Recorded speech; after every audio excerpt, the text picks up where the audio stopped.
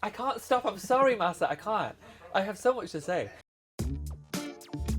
Hi, I'm Tam France from Netflix's Queer Eye, and this is an interview with GQ Japan. Please tell us about what Queer Eye is about. Queer Eye is more than a makeover show. That's actually the tagline of our show. Queer Eye is a show where we, the Fab Five, I'm the style guy, there is an interior design guy, Bobby Burke, food and wine guy, Anthony Porosky, culture guy, Karamo, Jonathan Van Ness is our groomer. We five are called the Fab Five, and we go around the US and now Japan, and we make over one hero at a time. I think the most popular episode is episode 1 of season 1 and episode 1 of season 2.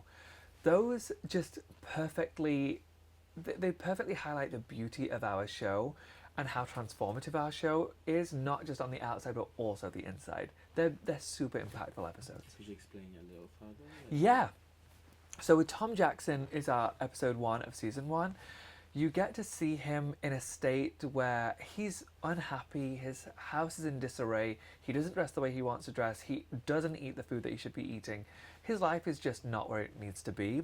We come in as the Fab Five and we turn his life around within a week. By the end of the week, he's feeling confident, he's feeling much more self-esteem, he's feeling happier in his life, and he starts to date his ex-wife again, Abby, and the show had such an impact on his life and his relationship that they end up getting married 6 months later. In real life. So this time you're filming in Japan. We are. And what is the reason? There are many reasons why we wanted to film in Japan, but first and foremost, our show is a global show. We have filmed our first 3 seasons in America, and now it makes sense to include the rest of the world. Like, you guys are as much a part of Queer Eye as America is, as the West is, and so we knew that it would be an interesting shift to see how we respond and how Japan responds to us.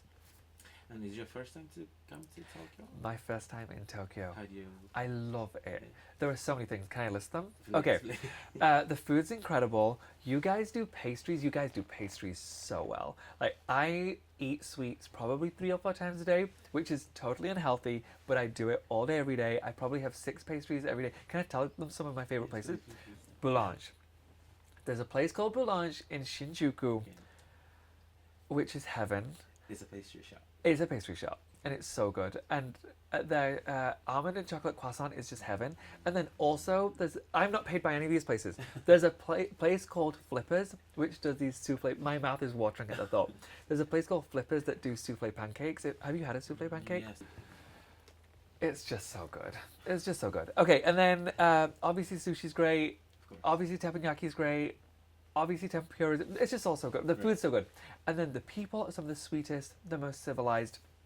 They will wait in line like I've never seen a culture wait in line before, in the most civilized way. You guys have this quiet power that I've never seen anywhere else. Like, you guys know what you're doing. You seem confident in your intentions, but it's quiet, it's reserved. You get to where you need to get without offending or upsetting anybody else. The culture here is beautiful. I love it here. Great.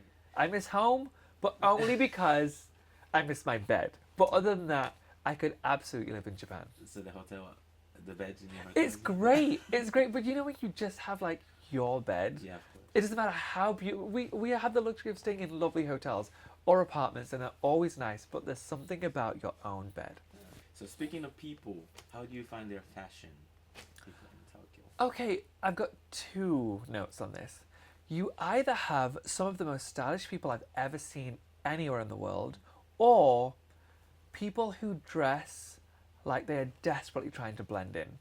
Like, just completely nondescript. It truly is like their mission is to not stand out.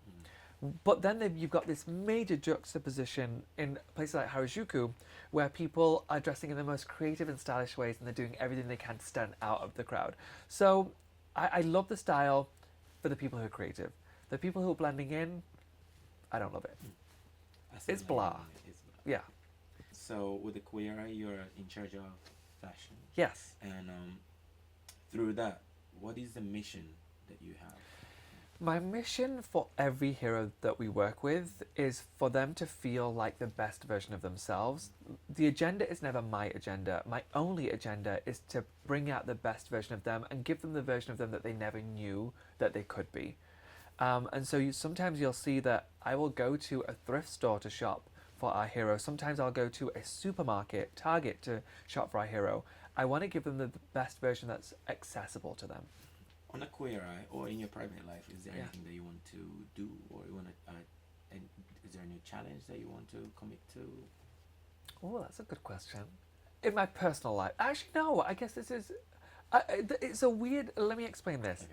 There's a weirdness with that question, because Queer Eye has become my personal life. Like, I'm very personal on the show. All of us are very personal on the show. So there's a weirdness now because the lines are very blurred. Sometimes it's hard to see what is show Tan France and what is real life Tan France. We're not playing characters. And so I guess my hope or my goal for the show is probably the same as my goal for my regular life, which is to represent my people, to show people a different side of what they believe South Asians are, or gay people are, or immigrants are, or Muslims are, or all of those things that I represent. Is there any actual? How do you want to express that? By being myself. Truly, I'm not out with any major agenda saying, well, I'm going to tell them this, this, and this, and I'm going to be an activist in this way. I'm going to march on the streets. I'm going to do these posts every day on Twitter. I want to give them a true insight into who my people are by just being a person, by just being visible.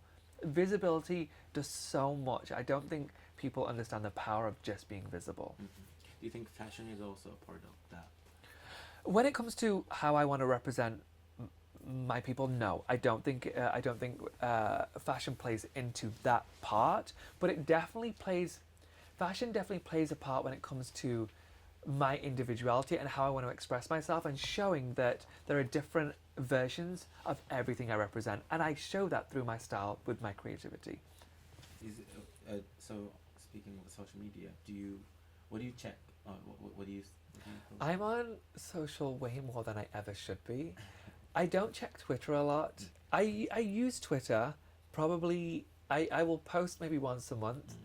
I don't love Twitter because I think people are way meaner on Twitter. And I'm a very positive person, and I like to promote positivity. So Twitter just seems a little more vapid. I use Instagram constantly. I probably am on Instagram 6 hours a day. 6 hours a day. Yeah. And what do you? I mean, I go through what my friends are up to. So the people I actually follow. The first thing I do when I wake up in the morning, I turn to my bedside table and I look at Instagram for half an hour. I can't get out of bed without Instagram. Even if I know I'm late for a shoot, don't care. I was late to this today, 5 minutes late. It's because I was on Instagram. I would love to pretend that I was super busy doing something else, and I'm so sorry. I have to, if I don't see what's going on. Do you have anyone who you follow on social media and to get the stats? Style Inspo? Maybe he's not a thing here, and I had never heard of him until like the last 2 years.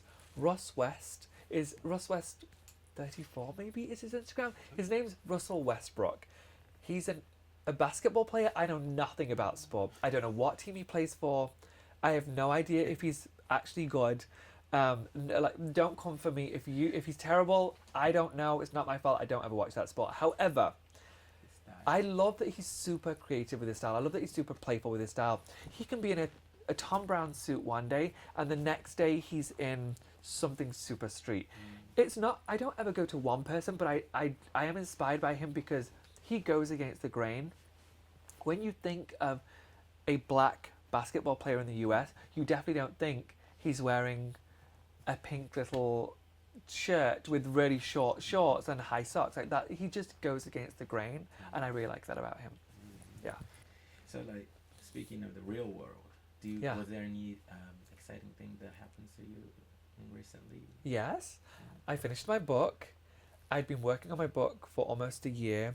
The reason why this was so important to me is because my story hasn't really been told before. I'm one of a very, very few of my kind in this industry.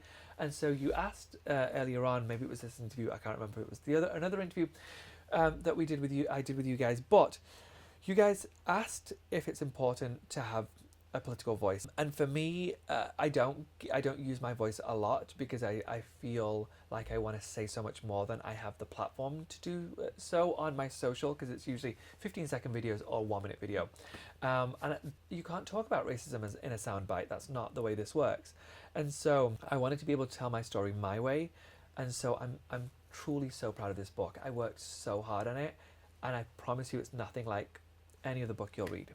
We want to talk about your essentials. Is there anything that you always carry or you Yes, live always. without? Or something's clothing, something. So here's my clothing items. Denim, always. It doesn't matter, even if I'm going somewhere more formal. Here's the thing. I've always got so much to say. I'm sorry. Here's the thing. If I know it's a black tie event, I don't always want to do black tie. I don't care what the rules are. I want to wear what I want to wear. Because if it's a black tie event, I'm not going to feel comfortable if I'm in just a tuxedo with a black bow tie. Like, I know it's not going to be me, and I'm going to be a person that I'm not.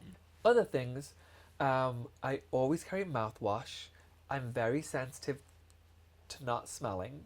And so I always carry mouthwash, always carry mints, always carry deodorant, always, always, always. And then I always have hair product with me. So this is the last question, and I think it's a difficult question, but if there is a one word to describe you, what would it be?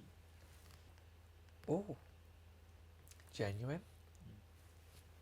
Is that that sound? So the one word is genuine, and the reason why I say that is because with me, more so than I think most in this little world, what you see is what you get. I think people are already shocked when they meet me that I'm exactly what they'll see on the show. I'm usually smiley, I'm usually giggly, I have an opinion that I will always share, even if sometimes people don't like it. I'm very honest about my opinions, and it's never to be hurtful, it's just have a real connection. And so, yeah, I think that, and that's the one thing I really like about myself. I like that I'm genuine, and people usually know where they stand with me, and they know when I tell them I love them, or when I care for them, or when I want to be there for them, they know that it's true. It's interesting because the show it's very genuine too. The show is all about genuine. Yes. Thank you so much. Thank you so much. Thanks so much for having me. I really appreciate it. Thank you, GQ Japan.